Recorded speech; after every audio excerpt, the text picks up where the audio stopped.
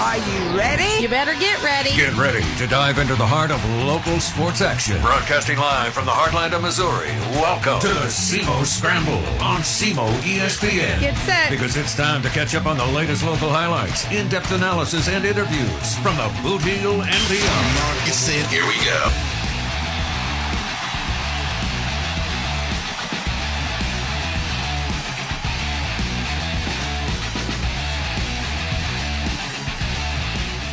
Good Saturday morning to you. It is the SEMO Scramble here on SEMO ESPN Radio, 1220 AM, 93.5 FM, and online at SEMOESPN.com. Rusty Hendricks, thanks for joining me this morning.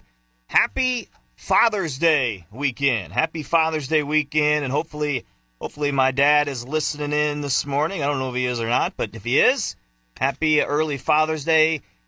He joined me last night. We went out together, just me and him, and went out to actually had a church function and had some fried fish and barbecue and did that together. That was a lot of fun. So spend time with your parents or your significant others, will you? Take the time to do that, make memories, and I always love doing that with my family. And look, this is going to be my first Father's Day on Sunday, so I'm pumped. I'm excited for that. My daughter is, let's see, it's going to be in 2 days from now. 2 days from now, she's going to be 10 months. 10 months old. Boy, unbelievable.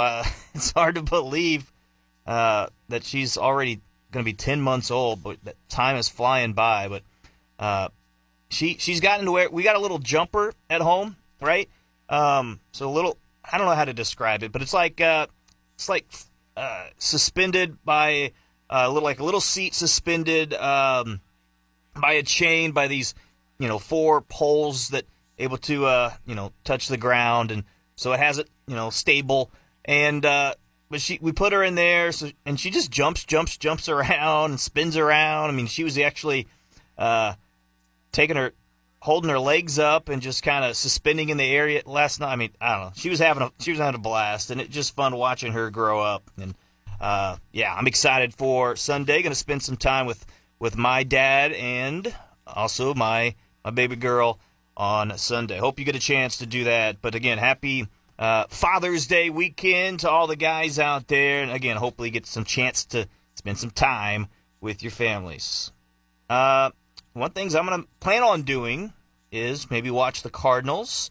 Get a little lunch in on Sunday. Watch the Cardinals. They got a 1:10 start tomorrow. 3:10 start today, by the way. 4-game set against the Brewers. And the first couple of the games, folks, haven't gone all that well. In fact, the last 6 games for the Cardinals have not gone all that well. Yeah, 6-game losing streak now. They lose 3-2 last night. Freddie Peralta, the starter for the Brewers, got a 2.60 ERA now. That grabbed his 6th win of the year. Eric Fetty for the Cardinals. He's now 3-6 as he loses last night. Tough loss. He pitched pretty well. He's got a 3.65 ERA. That'll play. He's been pretty solid for the most part. There was a scare in the game where he got a comeback or a line drive back to the mound. He got hit on his left wrist, his glove wrist. And he thought for a moment, like, uh-oh. At least what I was thinking is like, man, is it broken? I mean, the way he kind of went down kind of scared me a little bit. But able to finish out the game, seemed to be okay. So that was good to see. But, man, just 2 runs again last night. And they scored a run late in the ninth to kind of make it interesting. But, fell short. Just 3 runs per game on offense during their 6-game losing streak is what they've been averaging. And look, one of those games they scored 9 runs in a loss, if you remember, against the Blue Jays. So it'd be something around, I think, 2.2 runs per game if you take that 9 runs out over this stretch. I mean, the offense hasn't been there. The pitching has been hit and miss. The bullpen's had a little bit of struggle. I mean, it's been okay, but not great. And, again, the starters have definitely come back to earth as a whole. It's just a little frustrating right now. Nothing seems to be going well. And look, if you look at the standings, Cardinals 6 games back in the division. To me, once you get 5 or more, that's when it starts to get, you don't want to get too far behind and dig yourself a hole here if you're the Cardinals. And one of the huge plays in the game last night we'll get to in a moment, but I want to get to this one first. And there wasn't a ton of highlights, okay? Not a ton of highlights, but, Cardinals able to get on the board first. This was a nice base knock by Nolan Arenado, courtesy of FanDuel Sports Midwest. There's a shot to left, down for a base hit. Burleson will come home and score. Arenado on his way to second, and he'll slide in with a beautiful swim move to tie this game at 1. So Arenado with a double after Burleson doubled to lead off the inning in the 5th. So the Brewers were up 1-0. The Cardinals tied it. They tied it with that extra base hit by Nolan Arenado. Look, the one guy that is hitting in the lineup right now, and Alec Burleson, he's been doing well. He's averaged right around 300 now after he had a slow start to the season. Look, Herrera's still been good, right? I'm not saying he hasn't, but that's the one guy that has stood out to me of late is Burleson. And Arenado I think he's been fairly consistent. He hasn't been, lighting the world on fire, but at the same time, I think he has been better than he was a season ago. But one of the big plays in the game last night, it was a 1-1 game, nobody out, runner at second, and look, Churio able to, get a base hit, knock a run in, but he tried to extend the play to a double, and I'll be honest, on review, he looked out to me, but here's the Brewers' call to that play last night. Churio up the middle, it's through for a base hit. Frelick went back to the bag, and now he's going to have to stop at third.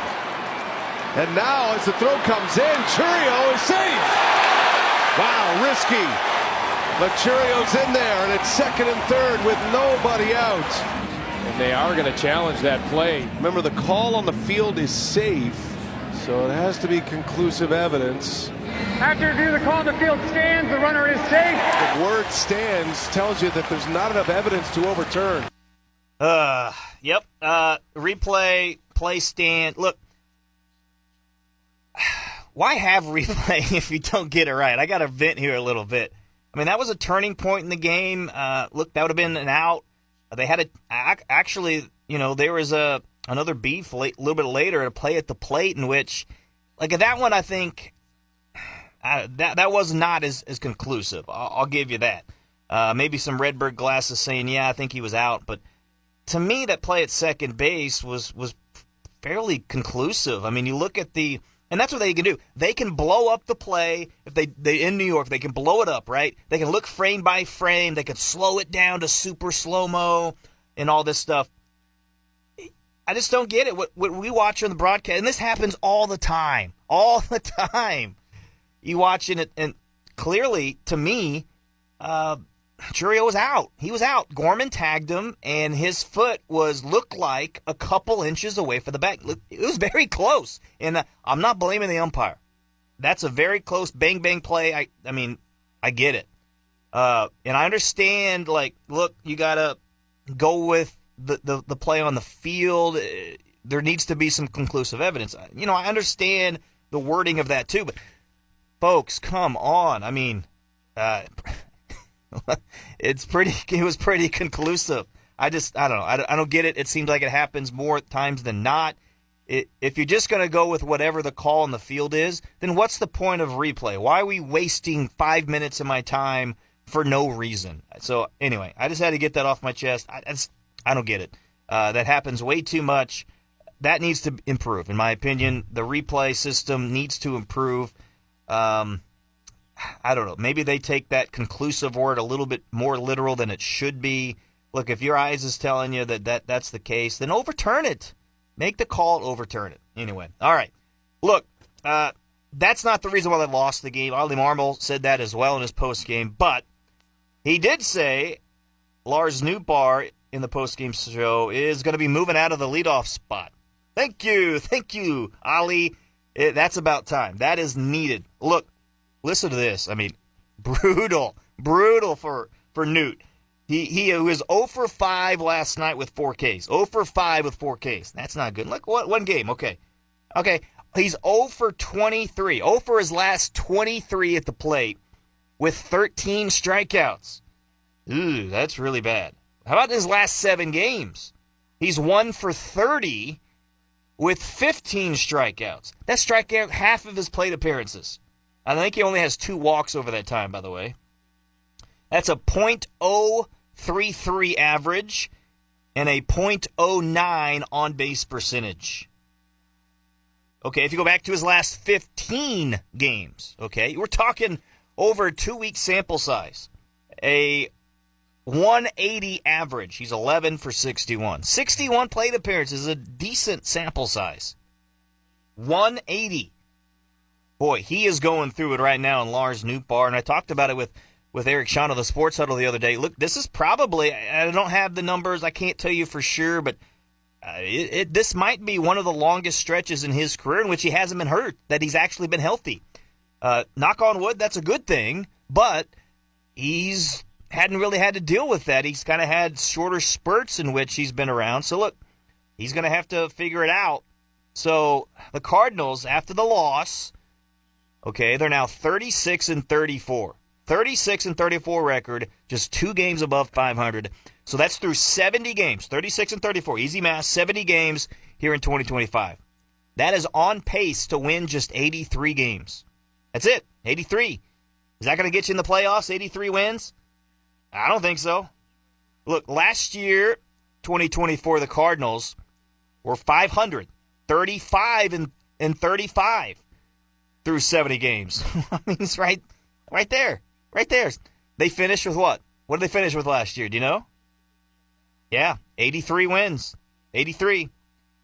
So, are the Cardinals telling us who they really are? Okay. Yeah, maybe.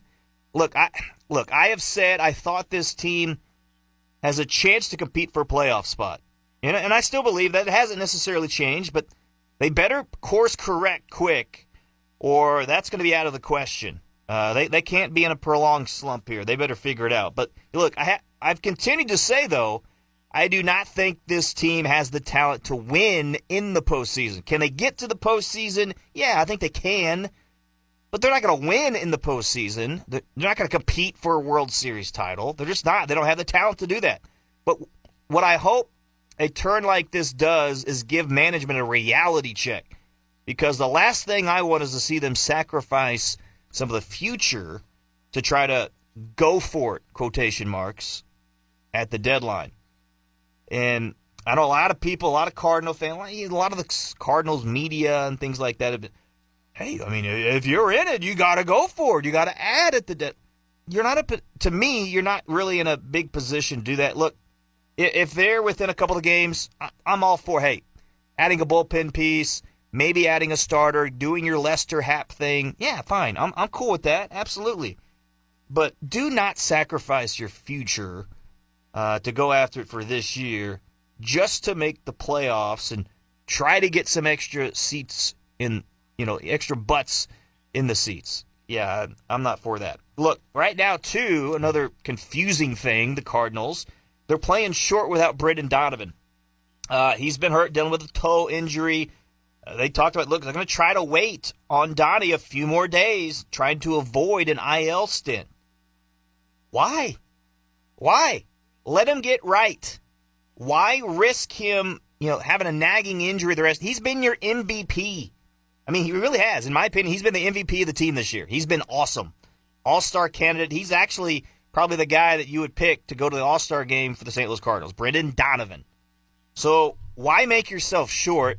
You already play with a short bench because you don't play some of the guys on there, like Pozo rarely plays. He did get a pinch hit duty last night. I was in favor of that. I mean, Barrero never plays. Why is he on the roster? So bring up Sajaci for a week. Let him bat. Okay? You wanted to play every day, right? That's one of the reasons why he's not up here. Okay, he can come up and he can play every day. Pretty easy. Alec Burleson can go play in left field. Okay? And, honestly, too, maybe Sajaci needs to start getting some outfield time. He's been mainly an infielder. Maybe he needs to be a guy in Memphis. Hey, let's give you a look in the outfield, see if we can use him more as a super utility. Maybe that. I don't know. I don't get it. Why play short? Get this guy right. Look, maybe he'll be back in a couple of days, and I get it. That's fine. But you can backdate it to where he's not going to be missing that many days. I mean, you can backdate it all the way back, 4 or 5 days ago. So, anyway, you can put him on the 10-day IL. Then, look, you're only going to be missing a couple extra days, if that. Get him right. Get him ready to go. All right, last thing before we take a break. Jordan Walker, he played in his rehab assignment last night for the St. Louis Cardinals. I'm sorry, for the Memphis Redbirds, rather. So he just able to get back in a rehab assignment there. I don't know how long he's going to take.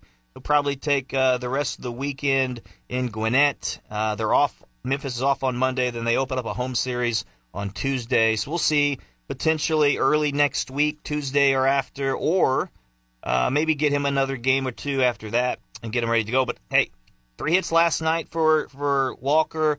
Had a couple of RBIs. Pulled the ball 3 times. Good line drive hits. You like to see that.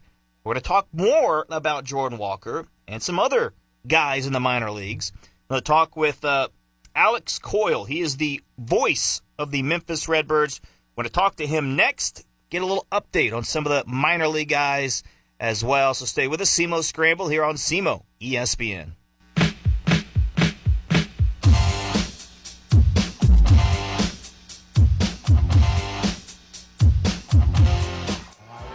They're not holding on Winkler at first base. With a 4-run lead and 2 outs in the inning. He takes second. Popped up. Shallow right. Luke and Baker backpedaling. Called off by Antico. And he makes the catch. From downtown to Germantown, Memphis native Ben Johnson becomes the all-time winningest manager in Memphis Redbirds history.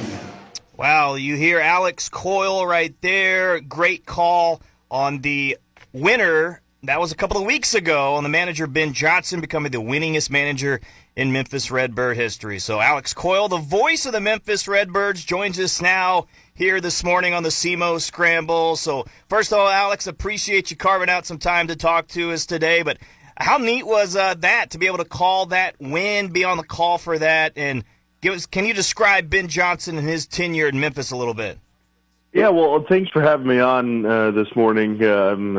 Dodging some raindrops here in downtown Memphis, but other than that, it's been a pretty good week for the ball club. But yeah, I mean, Ben Johnson has meant a lot to the organization. Of course, has meant a lot to the city of Memphis, and so for him to be able to get that record in his hometown for the organization he grew up rooting for and was drafted by, it's pretty cool for him. But I think the coolest part of all of this and the experience that it was seeing how the support staff and how all the players really embraced the entire process of that and enjoyed it with him. And at times it felt like they were having more fun than he did. But it was awesome all around to see. And as he has said a couple of times and his players have said, every new win is another record broken for him. And, look, he's been around a while, and obviously one of the important parts of the minor league system, Alex, is player development, right? And so yeah. How do you think that aspect has worked for him in particular on how he has aided some young players? Well, it's interesting because, look, 7 years ago he was just out of his first year coaching at the minor league level. He spent a year in Durham with the Rays AAA affiliate. He had been a scout before. He had coached in indie ball. He had coached at high school levels after his playing days. So he was developing guys at the same time that he was developing as a manager, as a developer of talent. And so to see him grow into the leader that he is right now is really, really cool. He's great with the guys. He's a measured mentally. He's great with the day in and day out stuff, keeping it light, keeping it fun, but also like, all right, when it's time for business, it's time for business. He's a fantastic manager that has grown so much in the last 7 years as well. And look, he's got a lot of growing to do as well, and he embraces the grind every day. Talking with Alex Coyle, the voice of the Memphis Redbird, AAA affiliate of the St. Louis Cardinals. And, of course, the Cardinals just sent Jordan Walker on a rehab assignment, trying to get him ready to go to get back to full-time duty in the bigs. So, got to play last night, Alex. Good to see. And, look, he had a good night. So, thoughts on Walker's night. And, look, as a whole, the Redbirds, they're playing pretty good baseball of late. Yeah, playing really good baseball of late. Walker, good to see him get some swings back, coming back from a wrist arm injury, and hopefully rehab won't take too long. And look, I think last night what we saw from him was Jordan at his best, hitting line shots to the pull side for all three of his RBI base hits. So it was good to see him stay on the baseball and get some good wood on it to left and left center field for his RBIs. And then, look, it's an offense that is the best in the International League in so many categories, top 10 in every single one, and just really continues to put pressure on pitching staffs. And so when you add a guy like Jordan Walker into that, it just makes it that much deeper. Look, one of the guys I wanted to talk to you about whenever I scheduled this interview was Andre Granillo. At the time, he was still in the minors, and I was telling myself, like, what can this guy do to get to the bigs? But finally, he gets called up. We saw his major league debut the other night. But you've seen him pitch all year in Memphis. What has impressed you about him? What's made him so successful this year? Look, he's so calm, cool, and collected. He did a really good interview with FanDuel Sports Network on their pregame show last night about getting to the idea of not showing emotion to your opponent, and that's been huge for him. And you add that into just a crazy repertoire that includes one of the best sliders I've ever seen. I was watching his major league debut, and of course his first pitch is just a filthy slider that freezes the batter, and it's taken for a strike. He's a fantastic pitcher. He's got really good control of that pitch. Looking for a little bit more consistency on that mark, but I mean, he's been fantastic. And as you mentioned, kind of scratch your head, all right, what can he do to get to the big league level? And honestly, it was just a roster spot reason why he couldn't get up there, not on the 40-man until last week. And look, he's got staying power. He's got some adjustments to learn at the big league level, but he was fantastic the other night and gave him some length, which was really cool. Absolutely. And look, Cardinal fans, they love their team. They follow, but they also love their top prospects, follow them closely. And, of course, we want to try to get an update on a couple of the guys. The first one I want to talk about is Quinn Matthews. High hopes for him, and I know a lot of people are hoping that he gets a chance sooner rather than later as well. But, I believe he's made, I think, 3 starts now in Memphis since he went down on injury, so he's come back. How has he looked, and how impressive, I guess, in person has he been overall? Yeah, when he came up from Double-A last season, it was the strikeout chase to get to 200, being just the second pitcher in 10 years of minor league baseball to reach that mark. He struggled with a little bit of command at the end of last season, and then struggled really mightily with that to start this season. Went on the injured list, as you mentioned. Missed maybe 4 weeks before he began his rehab assignment.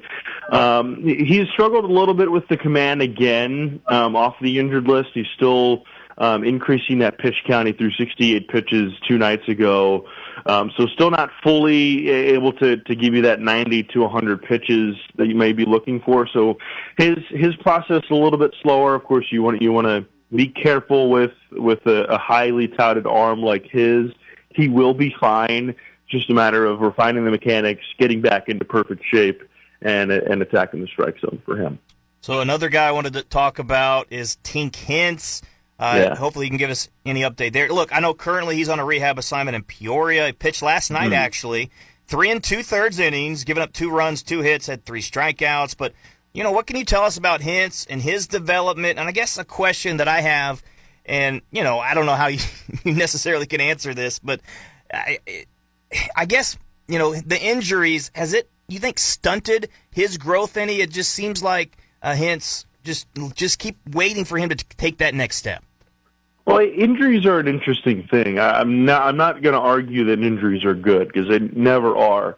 But the rehab process and a lot of things, you hear about guys just getting stronger and really understanding the importance of health, the importance of getting into a good routine, good nutrition, all that stuff. And so there could be some upside of going through that process for him early on in the development. You don't like to see the injuries, of course, you never do. And what honestly they're looking at from him right now is the slow build up into what he can do and give you some starters innings. His first few rehab assignments in the Florida complex and with Palm Beach were 1 inning, little spots here and there. As you mentioned, 3+ last night. So he could be very, very close to joining this Memphis rotation when you add him to that mix. It looks pretty lethal, and if you pair guys like Tink Hence and Quinn Matthews, Michael McGreevy when he's still down here, and the work that Takoa Roby, of course, who just made his AAA debut earlier this week. You pair that with the offense, it could be a fun second half in Memphis. Absolutely, and a guy that they would be throwing to quite a bit is Jimmy Crooks, a catcher there at Memphis. He has 7 home runs and 44 RBI to lead the team. He seems like he's the real deal at the plate, but I'm curious, though, how is he thought of defensively, throwing out runners, handling pitchers? You know, do they like throwing to him? And how would you assess Jimmy Crooks so far? Yeah, a lot of people really love his defensive upside. A lot of people that cover the team and are within the organization love his defensive numbers. There always could be some improvement there, more consistency throwing out runners. He's got really good totals in that category, but teams tend to run on him in bunches, and once they find that groove, they can be pretty successful at times. And then at the plate, you just gave his numbers. It's a fantastic totality, right? Again, it's just consistency for him and figuring out how to make adjustments maybe a little bit sooner at this level. When he is on, he is one of the hardest hitters in the lineup to get out.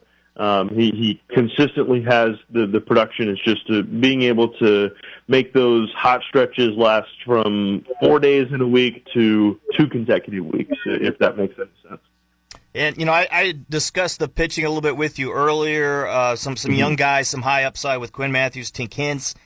You mentioned Takoa Roby, of course, Michael McGreevy there in Memphis as well. But also, you know, the Cardinals, they added some veterans, guy like Zach Plesac and Tyler Matzik, to kind of been added to bolster some depth in the pitching department. So I guess how's the pitching been overall there in Memphis, the depth there, and how's that mix of the young and old been? Yeah, the start of the year was pretty tough. We discussed the Quinn Matthews injury. Sam Robertsa is down for this season as well. He was in the opening day rotation. Gordon Graceffo, of course, was in the opening day rotation. We all know that he's now in the bullpen and up and down with St. Louis, making a good impact on the Major League Ball Club. And then, McGreevy's been the mainstay, but it's just inconsistency. A lot of doubleheaders earlier in the season just made it hard for that starting rotation to truly get off to a good start. But really in the last month, they have answered the bell. Curtis Taylor has been a fantastic find so far. Since moving to the rotation, his ERA is right around 3. He made his 9th start last night, his first career complete game. Of course, a 7-inning ball game in Game 2 of a somewhat of a doubleheader, finishing a suspended game. But he pitched really well, and he's an interesting arm to look at, depending on what happens at the big league level over this next month and a half stretch before the deadline. He could be a guy that might get an extra look, whether it be by St. Louis or another big league ball club that wants to take a flyer on him. Adding Zach Plesac, he's got major league experience. That's always awesome, especially to mold younger pitchers that you're trying to develop. And it's going to be interesting to see him continue to work through, and he makes his 2nd start here today. Nice. And look, I'm going to pigeonhole you a little bit, again, talking things over with Alex Coyle, voice of the Memphis Redbird, AAA broadcaster. We've talked about a lot of different guys, but I want to see if you can, give us another name. I wanted to see any other players that stood out in Memphis so far this year that has kind of opened the eyes so far for Alex Coyle. Look, I think there are probably 3 guys specifically. One of them that I scratch my head every time, I see prospect rankings, fans clamoring for somebody, and you don't hear the name Cesar Prieto, which is really interesting. Defense is a question mark on where he would play, but he's improved there. But the way the guy hits is just so unbelievably consistent. Leads the team in hits. He has 6 home runs, which is second on the team. He's second on the team in RBIs behind Jimmy Crooks, who we just mentioned.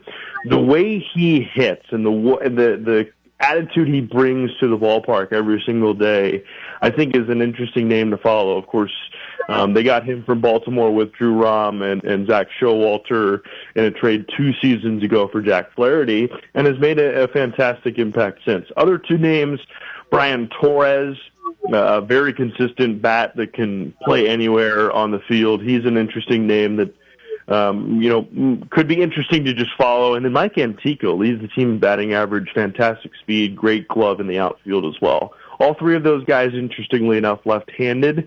Memphis has more left-handed batters on their roster than righties so far this year.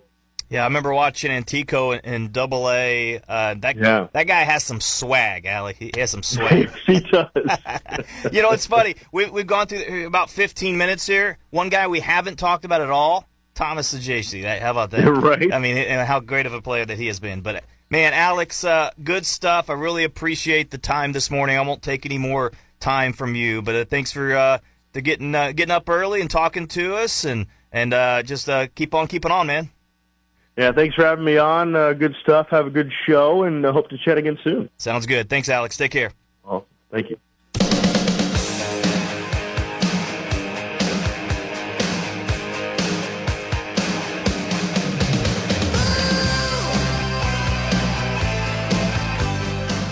Welcome back in. It's the SEMO Scramble here on SEMO ESPN Radio, 1220 AM, 93.5 FM, and always online at SEMOESPN.com. Well, happy to be joined now on our phone line once again, and we have Matt Pauley, the pre- and post-game host of the St. Louis Cardinals flagship station, KMOX. You can also tune in to him. He's a member of the Gas House Gang podcast on KMOX as well. So, Matt, appreciate you joining me this morning. How are we doing? Doing all right. How are you? Doing well. I am. I'm pumped for this weekend, Father's Day weekend. It's going to be my first Father's Day weekend, so I'm excited for that. I know you're a dad as well. I mean, what are your plans for Father's Day?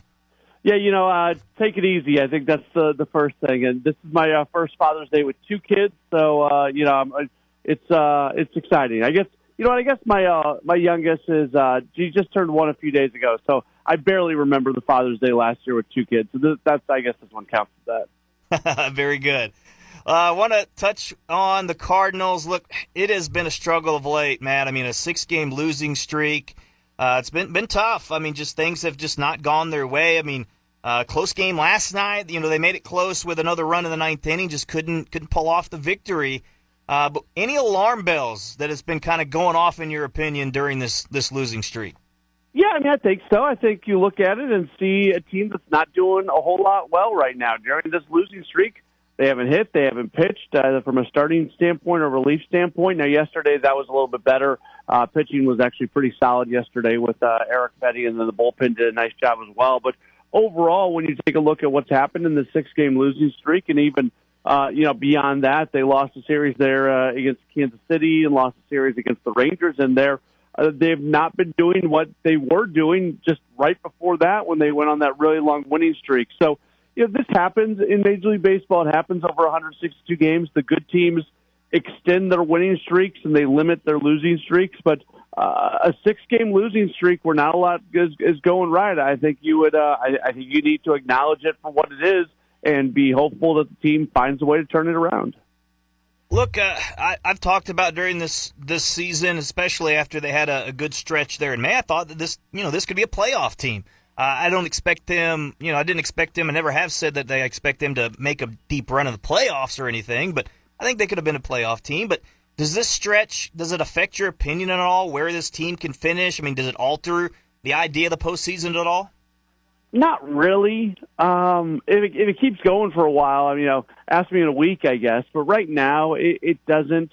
I always thought that this team was going to be a team that was an above 500 team that, was kind of in playoff contention. And that's what they are right now. They're 3 games out of a wild card spot, so that's not a problem. If the Cubs keep winning, and I know they didn't win yesterday, they've come back just a little bit here recently, but generally speaking, if the Cubs keep winning, maybe all of a sudden they find themselves out of contention in the division. Right now, they're 6 games back, which isn't a terrible place to be, but it's not a great spot either. But no, I think this team is a team that is in playoff contention. To your point, no, this is not a team that's a World Series contender. This is not a team that you think is going to go make that deep playoff run. But as far as continuing to stick around in the race, I think that is something that is likely to happen. Talking things over with Matt Pauley. He's a studio host of the St. Louis Cardinals flagship KMOX, also host there for the Sports Open Line. And so, Matt, I wanted to ask you about Ryan Helsley. He's a guy that obviously he was lights out last year. He was great.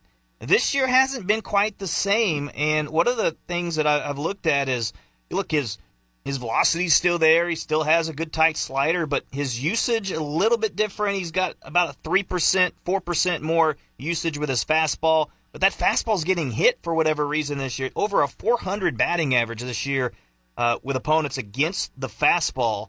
And I'm just curious from your perspective, what have you seen differently from Helsley? I mean, why have we seen more struggles from him this year? Yeah, I think it has to do with location. And look, Helsley has never been a big location guy, but he's got to do a little bit better than what he's doing right now, both in locating the fastball and locating the slider. It really feels like hitters are just sitting on the fastball in those fastball counts where he's not throwing the slider for strikes quite enough. So with that, guys are sitting on the fastball, and then there's a lot of middle fastballs in there as well. So I think it's the ability to throw strikes more often. Look, a guy that I've been calling for to get a little bit more time the last couple of weeks is Nolan Gorman, especially since Jordan Walker has been out. Of course, he had that nice day last night in Memphis in his rehab assignment. But Nolan Gorman, it feels like finally getting a little more runway, so to speak, as the Cardinals have put it. Where is Gorman at in his evolution as a player, in your opinion? How much leash does he have to kind of get going here? Yeah, it's a great question. It's been a question all year long. And to your point, here with the Walker injury and the Donovan injury, there's been a little bit more time for him. But both those guys are going to be back really soon. So then what does it look like? Does he go back to just being on the bench? To your point, it has looked better for Gorman recently. And, he finally gets that runway that they've talked about all season long, and he looks a little bit better. They still don't love hitting him against lefties. That's something that they have very much avoided doing. I don't know if they're going to find the real, we keep using the term runway. I don't know if they are going to find that legitimate runway for him, especially once Walker and Donovan are back playing. And then when you look at this team from a long-term standpoint, I don't know if there's a spot for him moving forward when the Nolan Arenado contract just looks untradeable at this point.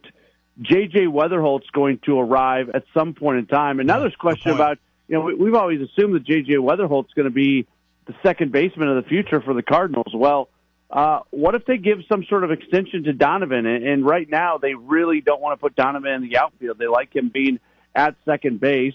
And Thomas DeJayce's still kind of out there as well, and he's a guy who plays the infield. I'd like to see him maybe work on the outfield a little bit in Memphis for the same reasons, just because of trying to find an opportunity. But the clock is ticking on Gorman getting that opportunity where he can show that he deserves to be part of this team moving forward. And really outside of this past week and a half, they just haven't been able to give him the playing time that they would like to give him.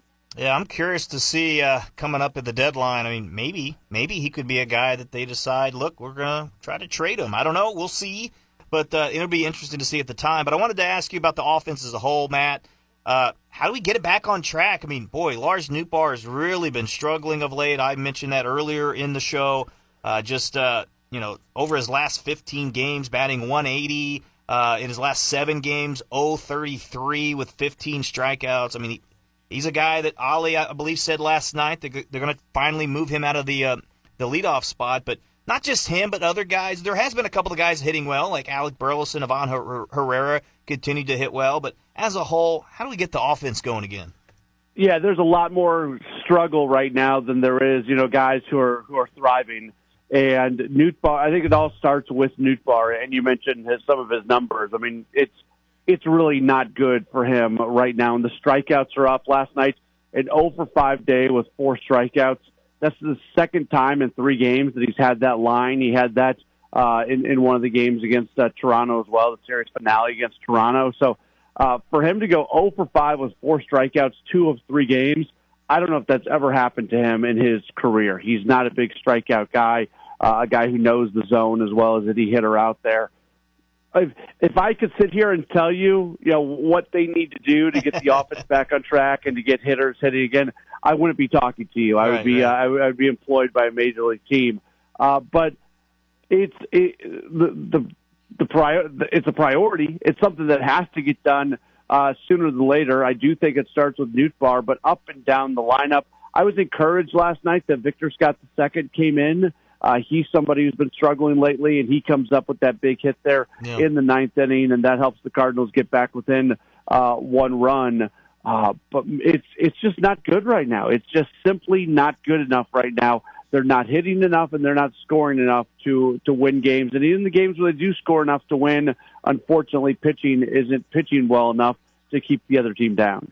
Speaking of pitching, Matt, any concern about the starters right now? I mean, one guy, Matthew Liberatore, I guess he's dealing with some fatigue-type issues. I mean, you see his fastball velocity really fluctuate, especially throughout the game. Not just him, but in general, any concern about the starters kind of coming back to earth a little bit?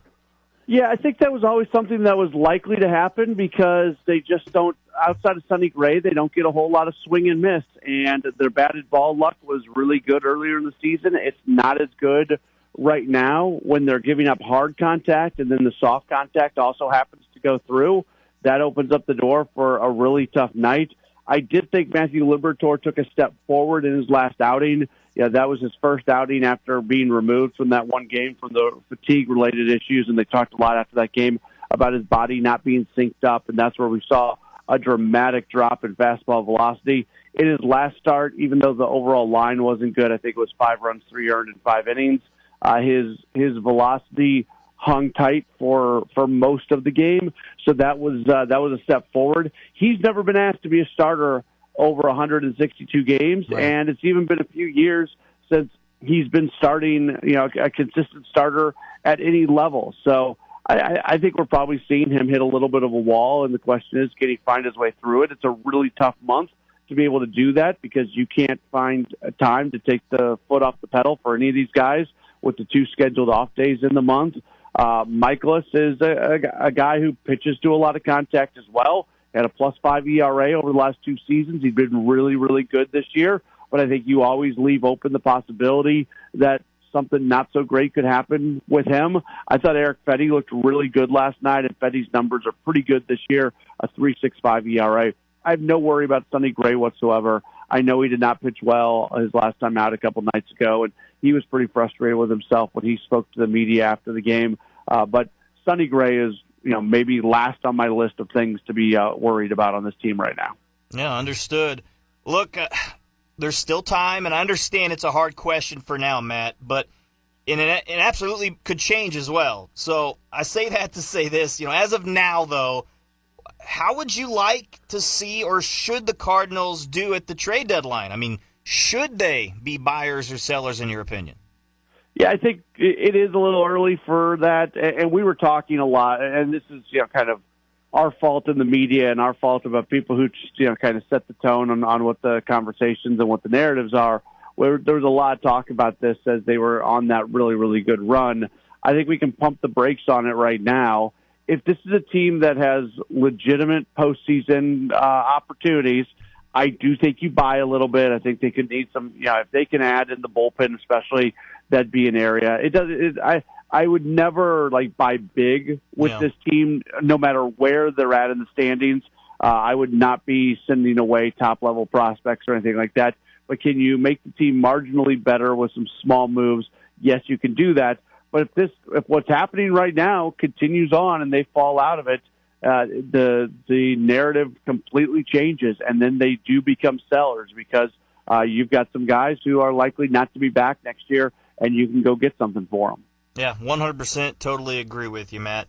Appreciate the time this morning. Thanks so much for joining me. Sorry I was a little late with you, but hey, happy, again, Father's Day to you. Hope you have a good weekend, and go get the Cardinals a win today, huh? Sounds good. Same to you. Thanks for having me on. I always appreciate it. All right, thanks, Matt. All right, that is Matt Polly. Again, he is the pre-post game host there on KMOX, the flagship station.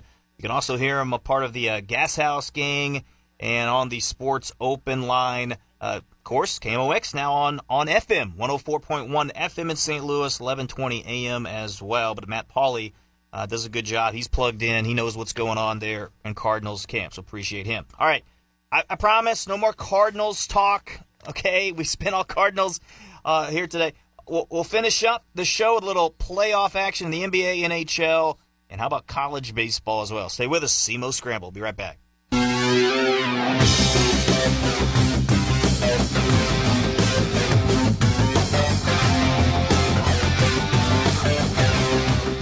SEMO Scramble here on SEMO ESPN Radio. Rusty Hendricks back with you to round things out.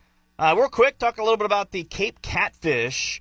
They had a game last night on the road against the Rex that they didn't play. It was postponed due to rain. Game rained out. They've had a couple of those this year, but don't look now. It didn't start this way, but don't look now. As we sit today, okay, the Catfish with the best record in the entire Prospect League. 18 teams, and they have the best record. It was the Lafayette Aviators. They were really on a roll. They were, I think, 9-1 at one point, but they have just 6-4 in their last 10 games now. But the Catfish, 10-4 record. They lead the South Division by a couple of games, and they've won 7 games in a row. 7 games in a row, 8-2 in their last 10. The Catfish, and they'll try to get after it here tonight. So good luck to the Catfish. Back at home on Tuesday. So on the road of the Catfish tonight in Marion against the Throwbillies. See what they can do tonight. All right, NBA playoffs.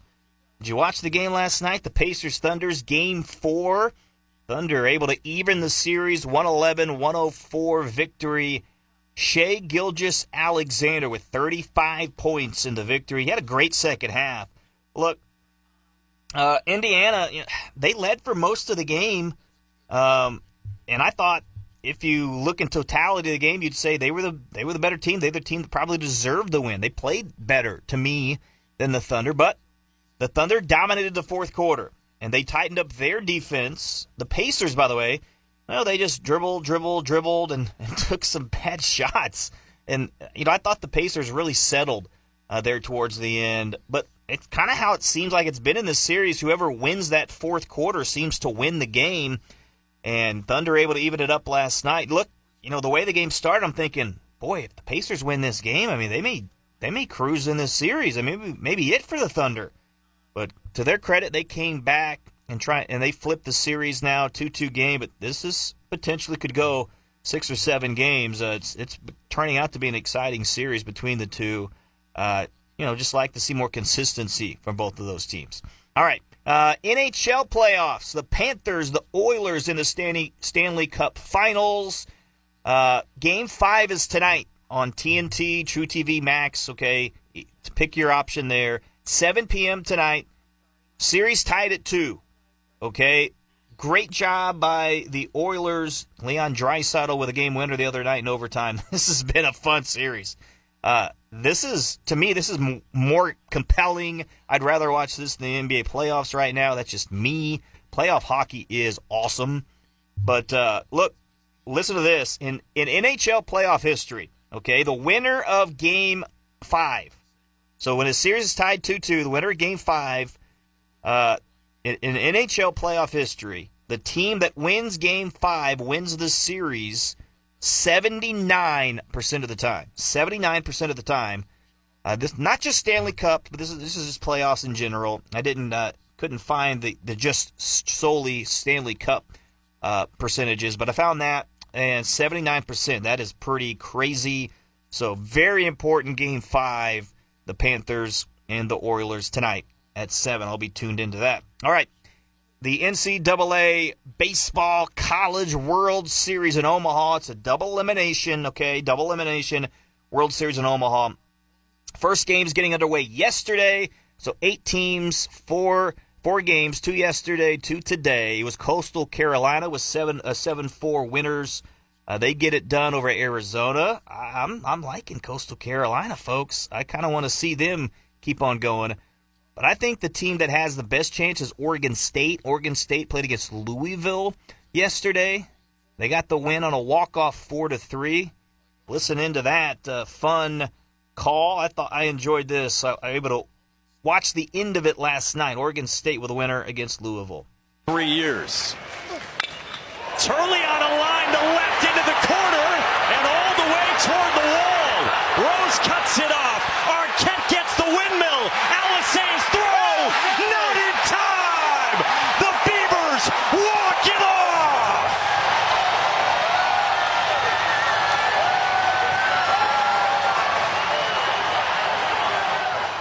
Great call there on ESPN. And, boy, just the Beavers, I'm telling you, they're impressive.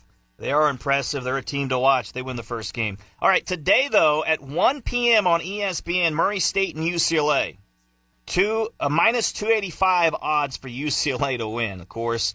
That's going to be tough. Murray State, UCLA. Dan Skirka, by the way, the head coach for the Racers, named the National Head Coach of the Year. National Head Coach of the Year by the NCBWA. That's the National Collegiate Baseball Writers Association. It's a great honor there. We'll see if Murray State can make some noise in this as well. LSU and Arkansas at 6 p.m. on ESPN tonight as well. The battle of the SEC. All right, final thing, we'll get out of here. U.S. Open at Oakmont Country Club in Pennsylvania. $21.5 million purse for the winner there, all right? Sam Burns, the leader, at -3. Still technically, just finished up round 2, getting in round 3 here. They finishing those up this morning, but still time for other players to emerge. Still plenty wide open. Of course, the big talk has been about their playing surface and how tough it is there. But that's on NBC. Check that out. U.S. Open today as well. All right. That's going to do it for me, SEMO Scramble. Got to get out of here. Happy Father's Day weekend to everybody. Thanks so much for joining us. It's a SEMO Scramble here on SEMO ESPN, folks.